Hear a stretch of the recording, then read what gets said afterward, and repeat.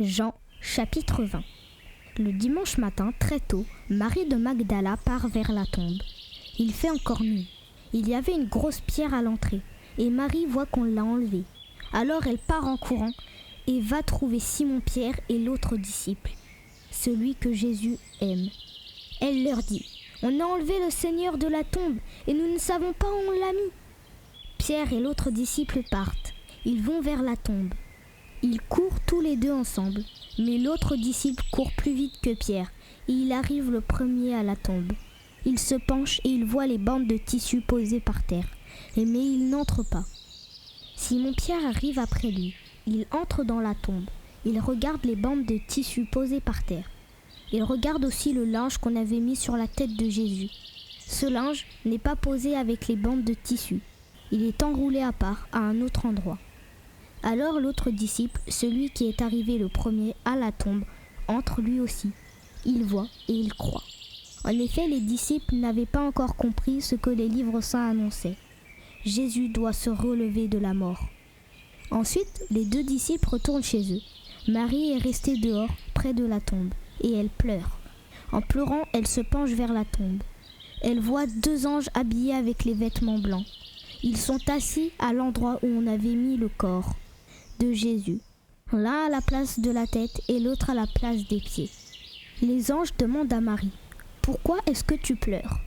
Elle leur répond : « On a enlevé mon Seigneur et je ne sais pas où on l'a mis. » En disant cela, elle se retourne et elle voit Jésus qui est là. Mais elle ne sait pas que c'est Jésus. Jésus lui demande : « Pourquoi est-ce que tu pleures ? Qui cherches-tu » Marie croit que c'est le jardinier.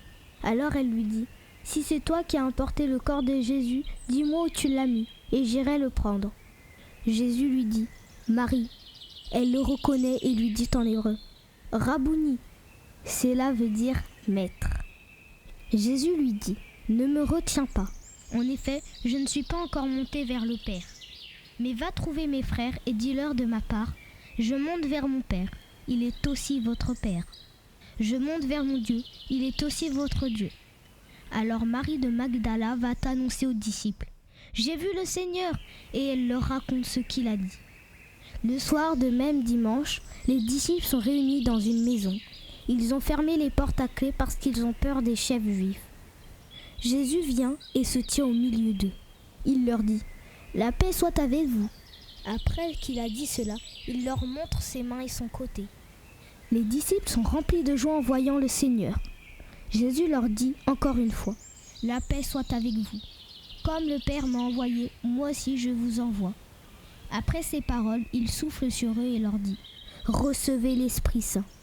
Quand vous pardonnerez les péchés à quelqu'un, Dieu donnera son pardon. Quand vous refuserez ce pardon à quelqu'un, Dieu le refusera aussi. » Quand Jésus est venu dans la maison, Thomas, appelé le jumeau, l'un des 12 apôtres, n'était pas avec eux.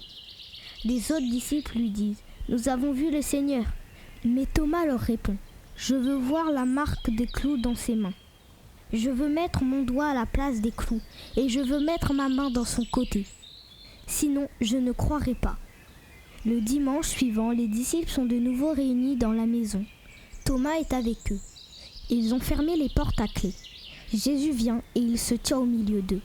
Il leur dit : « La paix soit avec vous. » Ensuite, il dit à Thomas : « Avance ton doigt ici et regarde mes mains. Avance ta main et mets-la dans mon côté. Arrête de douter et crois. » Thomas lui répond : « Mon Seigneur et mon Dieu. » Jésus lui dit : « Tu crois parce que tu m'as vu. Ils sont heureux ceux qui n'ont pas vu et qui croient. » Devant ses disciples, Jésus a encore fait beaucoup d'autres signes étonnants, mais on ne les a pas racontés dans ce livre. Ceux qu'on a racontés ici vous permettront de croire que Jésus est le Messie, le Fils de Dieu. Alors si vous croyez, vous aurez la vie par lui.